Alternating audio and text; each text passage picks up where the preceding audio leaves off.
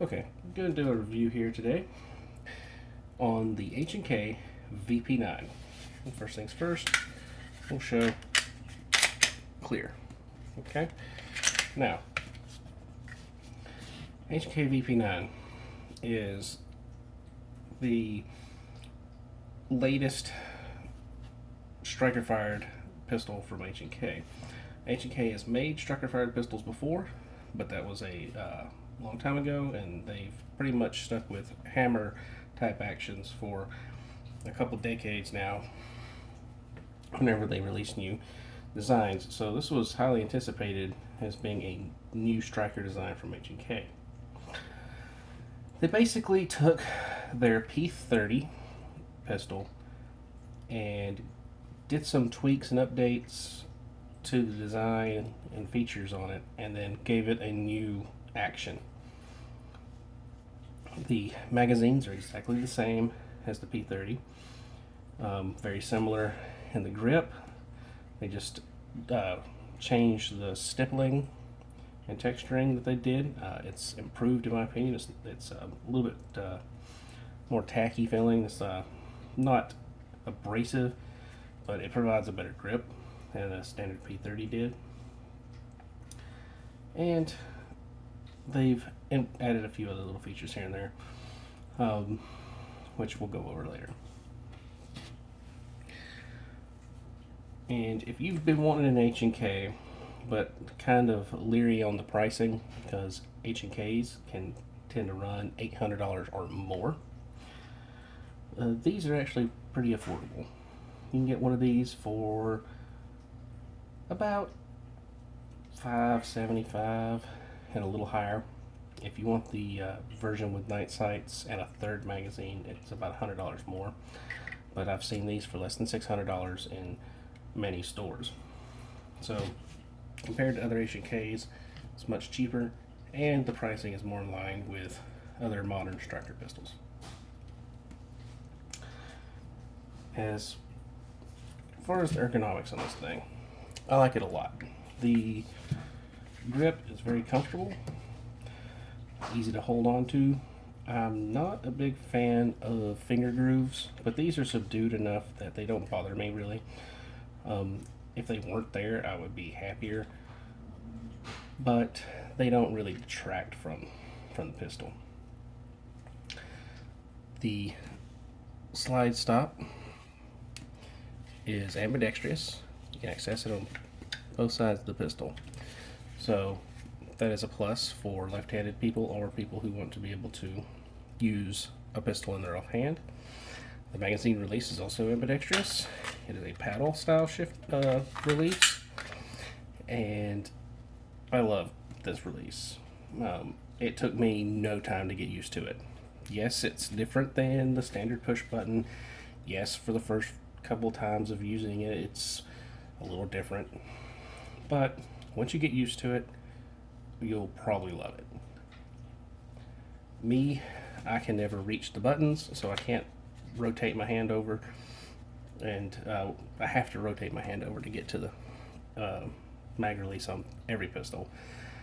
And while I have to do this on this one if I want to hit it with my thumb, because it's ambidextrous, I can just drop my finger back without shifting my grip hardly at all and just hit the button. Out comes the magazine. It took me no time to get used to that, to the point where pistols with standard magazine releases throw me for a loop when I go shooting them now. I've even tried swapping the buttons over to the other side to see if I like that. So if this is going to be something you use a lot, you'll get used to it very quickly. Just know, if you switch back and forth, it might cause little problems, but if you stick with this platform as your main platform, you won't have any issues. Now, other controls and things.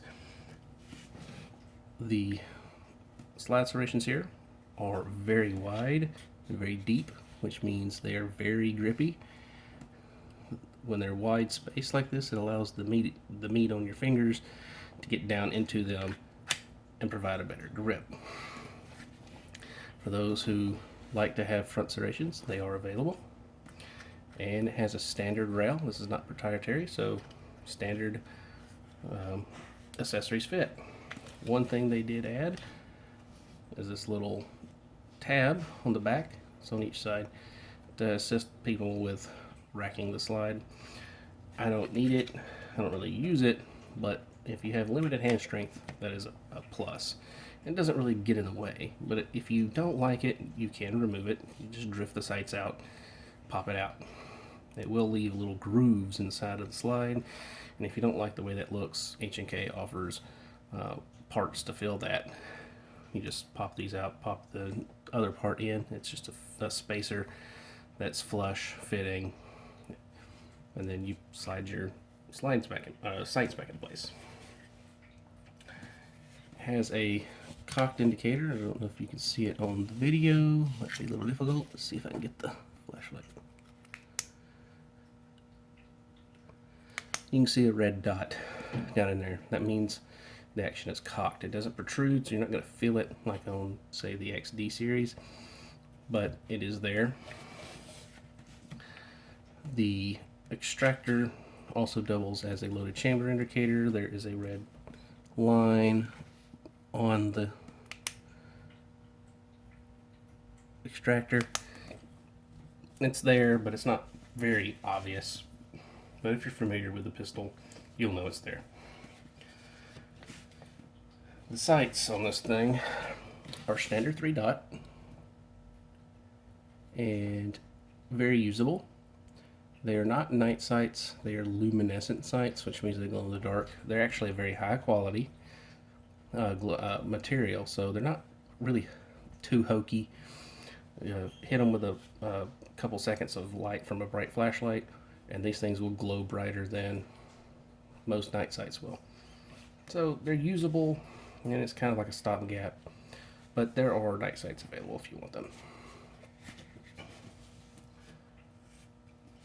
Now, as far as the function and reliability goes, it has been 100%. I have about 500 rounds through it so far, no problems at all. A bunch of different types of manufacturers of ammo, hollow points, regular full metal jacket, and some reloads that are plated lead, and it's run through them all without any issues. The trigger is a strong point on this pistol. It's a very nice trigger for a striker fire. It's not the best. The PPQ is better, but it's going to be very hard for a pistol to beat the PPQ out of the box. But there is some take up. I have a little creep on mine, and then a nice break. I don't notice the creep during shooting at the range, only when I'm pulling really slow during dry fire. As far as reset, it's a fairly short reset. You can hear it and feel it. So if that's an important factor for you, then it's a very nice trigger reset. Now, some other things, and the reason I brought these out is because H&K does their adjustable back straps a little differently. Comes with a standard small, medium, and large. I have the small on here right now, but it also comes with side plates, so you can adjust the palm swell. You get small, medium set of those as well, and you can mix and match. I have the small back strap and medium side plates. The large side plates and back strap get to the point where the size makes them difficult to mix and match because the lines don't flow together as well. It's still usable, it's not uncomfortable really, but it can be a little unsightly. So if that matters, then mixing the large with the medium or small just isn't going to look right. I didn't find it to be comfortable for myself either. But some people may find that they like the added palm swell of the large or the flatter sides of a medium or small side plates. Now, other pistols like the Smith & Wesson M&P, they come with back straps that do have palm swell in them as well, but it's built in. You can't mix and match. So I think it's a strong point with the H&K that you can do the mix and match with getting it fit to your hand. It also comes with a nice little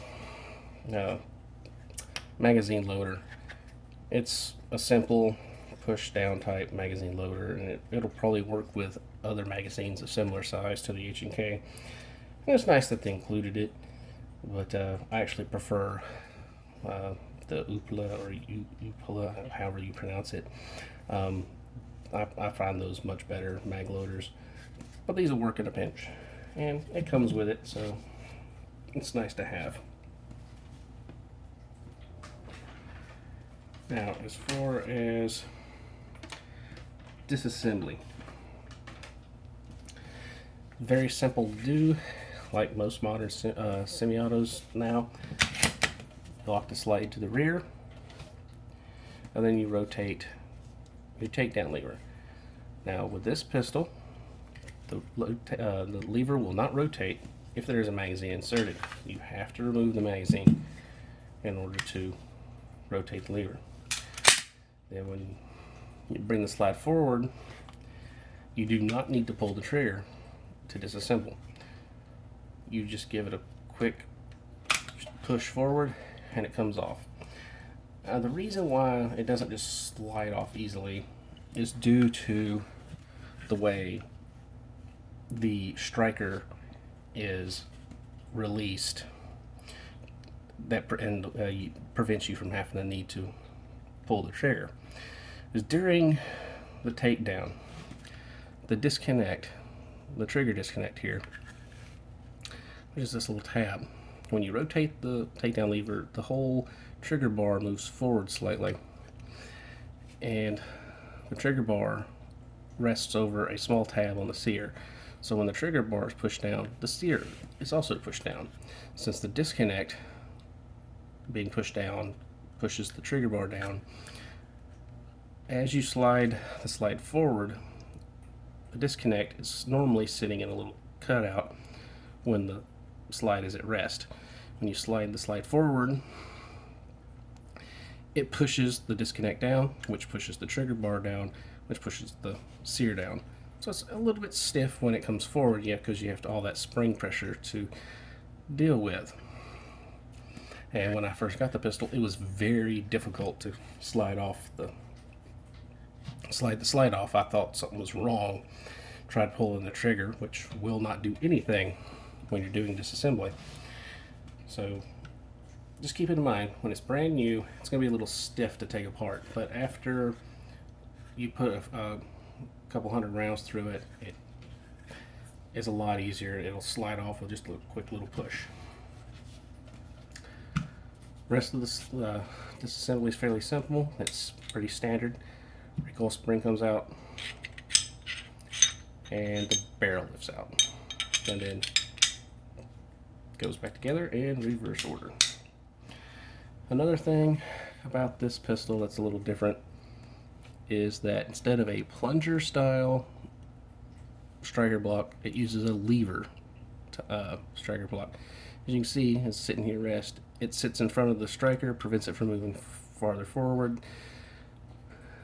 The trigger bar comes back and rotates the striker block. This is probably a bit smoother than a plunger type because of just by the nature of the mechanics.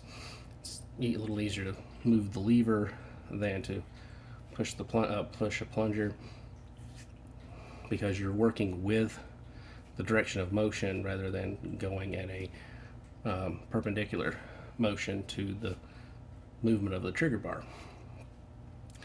So while different, I do think that makes for a much better trigger pull. Reassembly is of the slide straightforward. You push the slide on the rails, slide everything back. When you get to this point, you do have to push down a little on the back of the slide. If you don't, it'll just hit the rear rails and won't come further back. So you have to push down a little bit to push the springs down. Then lock the slide back, rotate your takedown lever, goes release the slide, do a function check, trigger functions, reset functions. Now,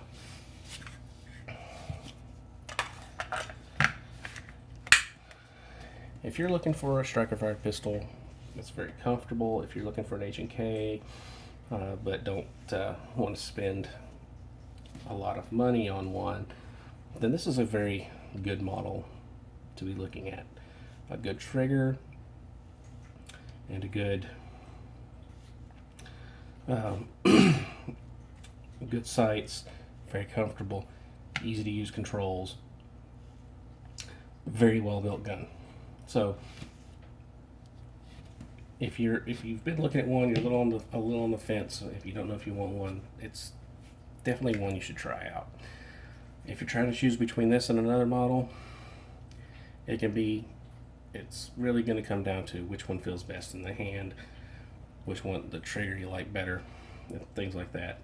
Because H&Ks are nice, but they're not magic. Smith & Wesson, M&Ps, Glocks, and the Springfield XDs, and several other striker pistols out there are well built and reliable as well. So don't think you have to worry and obsess over pistol. If this is the one that fits you and you like the trigger, definitely don't think you're gonna be disappointed in it. So definitely one to check out. I'll admit, when I first got it, I didn't shoot it as well my first range whip as I was hoping I would, and I wasn't completely sold on it until after my second trip. After my second trip, I really came to like this pistol. I got into the groove with it, and I shoot it very well now. It didn't take me no time to get in with this one. My fiance, on the other hand, she picked this thing up for the first time and put rounds through it, and it was one of the best groups she's put out in a pistol, and that was right off the bat. And she was consistently good with it since we first got it. She loves it. She keeps telling me she's going to steal it from me, and I'm not going to let her do that because I like it too much. But you know, it just goes to show when a gun fits you, it can really work well for you. So it's a good choice. If you've been wanting to pick one up, do it. It's a very, very good pistol.